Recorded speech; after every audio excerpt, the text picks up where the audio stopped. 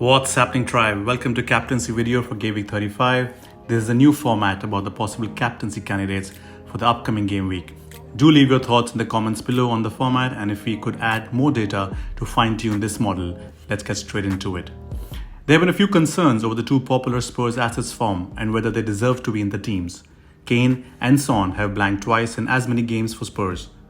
Good news is that this is not a new phenomena. This has happened before with them. It's absolutely normal for top players to go into a lean patch. To give a bit of a context, let's see how often they have blanked and how long has that dry spell lasted for. This data is since game week 18, taking into consideration when Kane started becoming part of our FPL conversations. This is sorted as per the number of starts for each of these players. Kane and Son top the charts for the number of returns, as Spurs has played the highest number of games since game week 18. Kane has clearly turned his season around since game week 18 by being the only player averaging more than one return per game, followed by KDB and Salah. Kane has blanked 8 times in this phase and still managed to top this metric, which means his 20 returns have come from just 11 games. Speaking of barren runs, let's take a look at how bad have these players' barren runs been this season. Just to put these numbers into perspective, column next to return per 90 column is the consecutive blanks column, which depicts each player's stretch of blanks since game week 18. Last number in this column shows us how long a player's previous barren run lasted for. If you look across the board, the most common numbers are 1 and 2 and a couple of 3s between Saka and Kane. What does this tell us? What it tells us is the top world-class players figure a way out of such stretch of games where they haven't been able to contribute to the team's cause. And look at the teams these guys play for. Tottenham and Arsenal fighting for the 4th spot. Liverpool and City fighting for the title. Coutinho, even he has a point to prove to Steven Gerrard to make his move permanent to Aston Villa next season. And Aston Villa, along with Newcastle, I think are big projects going into next season. So if Steven Gerrard wants the spending from his owners in the summer, he will be looking to finish the season on a high. KDB has had just 3 runs of blank returns, whereas the rest have had 4. And these guys are respective talismans for their clubs. Looking at the score lines of the games where they blanked last, their team as a whole blanked as well, apart from Liverpool's 2-0 win over Watford, where Mo played 65 odd minutes only. Now let's look at the opposition defensive numbers for each of these players heading into game week 35. Coutinho plays almost relegated Norwich, who have been the worst defense by far in 21-22 season. They are ranked 20th for expected goals conceded in the last 6 game weeks as well. Aston Villa have dismantled weaker defences at home, namely 4-0 to Southampton, 3-3 draw against Leeds United and 2-1 win over Leicester. The Brazilian, since returning to Premier League, has had 7 returns, 6 of which have come at home. Talking of barren runs, he's on a long one himself, which has lasted 5 games now. Having said that, these 5 games were played against the top 9 teams in the table. Saka plays a depleted and Europe-focused West Ham United, who had a tough game last night. Moyes will surely rest few of his players at the weekend, considering he only made 1 substitution in last night's home loss. Remember, half of the backline is unavailable due to injuries and suspension to Craig Dawson. Their defensive record has regressed in the last 6 as well, as they have been the 4th worst during this time. Spurs faced Leicester, who have an eye on Europe too, and played a 1-1 draw against Roma last night.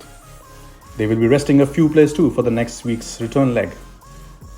Fox's defense has always been in the bottom quarter of teams this whole season. They have seen a return of few key defenders and a certain Jamie Vardy. One thing to point out here is that Castagna was subbed out in 21st minute last night and was replaced by James Justin. Lately, Leicester have started to sit back a bit, especially before and after the European games, and are not at their fluent best while attacking. Spurs needs to win this game to keep their hopes alive for a top 4 finish, especially after blanking in the last 2 games. Son has had recent success at scoring at home, and this looks to be just the ideal game for these 2 talismans to break that barren run. Chelsea had a double game week in 34, where Mount played full 180 minutes and Havertz averaged 75 minutes per game. I feel Havertz should be safe to start against Everton, but not too certain about Mount. Everton's defensive form doesn't really smell that of a relegation-threatened team. They are still 10th best for expected goals conceded and 14th in the last 6. They are also the 10th defense at home this season. Considering where they are at in the table and with 5 games to go, They have no option but to give their all in the remaining games. Lampard will also have a point to prove to his ex-employers. KDB is up against Leeds United, who haven't lost a game in last 5 and are still not completely safe from being pulled into the relegation scrap. Leeds' defence is in a good way, as their recent form suggests, with only 4 goals conceded in the last 5. KDB's minutes have been managed lately by being subbed off at the 83rd and the 53rd minute in his last 2 Premier League games. He is not expected to play full 90 as City travel to Madrid for the precariously placed semi-final tie in the Champions League next week. KDB has had just 4 blanks in his last 14 Premier League starts and has been Mr. Consistent in the last 2 months. The Belgian last blanked in Game Week 29 in a goal-less draw against Palace and has returned 0.93 per game, which is second best after Kane. Salah visits St. James Park, who haven't lost a home game since 19 December when City beat them by 4 goals. Since then, they have let in only 5 goals in 8 games. As a result, they sit on 3rd in the expected goals conceded table for the last 6 games. It will be a true test for the Reds, who have a lot going their way recently, including Klopp signing a new 2-year deal yesterday. Another facet to consider is Salah's expected minutes. Egyptian has played full 90 minutes in his last 4 games, including the midweek game against Villarreal. I expect him to start and get subbed off if Liverpool is leading in the dying minutes of the game. Salah has 11 returns in his last 12 starts and has been a player with the shortest barren runs since game week 18. Looking at the home and away form and considering Son, Kane and Coutinho are the only candidates playing at home, in-form Cristiano Ronaldo seems to be the obvious choice, but he has played back-to-back games in Game Week 34 and it could be risky to expect him to get another 90 against a rejuvenated Brentford. Cristiano Ronaldo now has 8 goals against the top 6 sides and he leads amongst all other talisman of the other clubs. There's always a room for cheeky punts, depending on your mini league state or your overall rank. Here are 2 of those. Aston Villa has kept 12 clean sheets this season. Under Dean Smith, they kept 4 in the first 11 games, and since then they have kept 8 in the next 21 under Steven Gerrard, which have come against teams from the bottom half of the table. 3 double-digit hauls against Brighton, Southampton and Leeds United before the tough run of fixtures started in Game Week 29. Villa also has a double-double in 36 and 37, where they play Burnley twice, Palace at home and Liverpool away. Getting cash in could serve that purpose as well.